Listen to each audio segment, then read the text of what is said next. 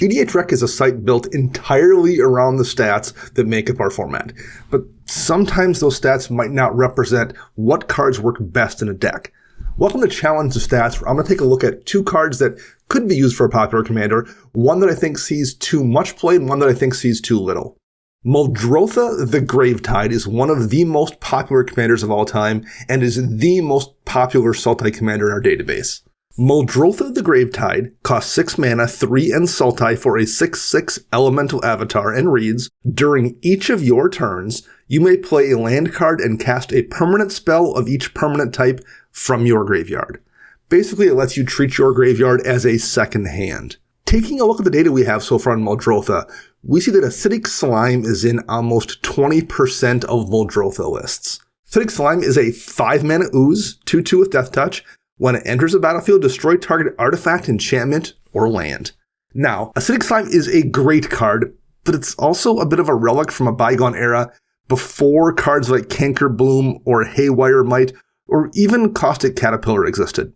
There are 3 big problems with Acidic Slime compared to the cards I mentioned. First, the destroy trigger has to be used when Acidic Slime comes into play on your turn.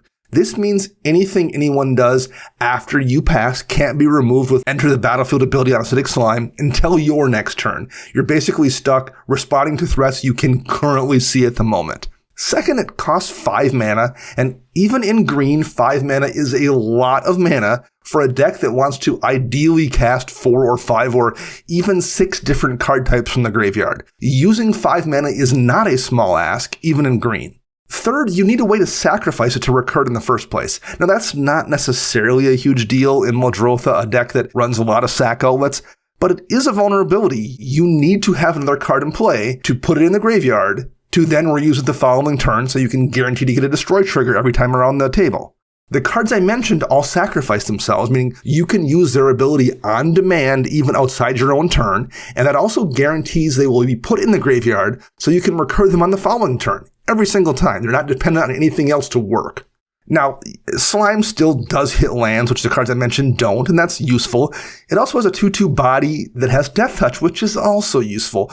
But in the grand scheme of things, that feels like a pretty small trade-off given all of the upsides of those cards. And I just don't think Muldrotha decks have room for Acidic Slime these days, given other cards that you can run that do primarily the same thing. Again, to be clear, it's a good card. I'm just not sure it's 20% of all Muldrotha decks good. Now, do you know what card should be in more Muldrotha decks? Bequeathal. This is a old one from way back in Exodus, and it has not seen a reprint since then. Bequeathal is a 1 mana enchant creature spell. It's an aura, and it just says, if enchanted creature is put into any graveyard, draw 2 cards. Now, in a perfect world, you can play one of each permanent type from your graveyard every single turn. So, creature, planeswalker, enchantment, artifact, battle, if you have a battle, and technically tribal counts as a type as well. So, you can play all of those each turn, 6 different permanent types in a perfect world with your Muldrotha deck. The problem is that's very mana intensive to try to play all of those things. So the best thing you can do is try to get the most bang for your buck and play very aggressively costed cards that do a lot of different things and give you a lot of options so you can maximize what you do on your turn with that Muldrotha ability. Enter Bequeathal. A significant amount of the most popular creatures in Muldrotha have self-sacrifice abilities baked right into the card. I mentioned a few of them before, but there's also Spore Frog, Siren Storm Tamer, Sakura Tribe Elder, Glenalandra Archmage. Almost all of the most popular cards in Muldrotha decks have a baked-in sacrifice clause. You can just, at will, sacrifice them to do a thing. As a result, you just kind of always have a way to kill the creature Bequeathal is attached to, and to just draw 2 cards.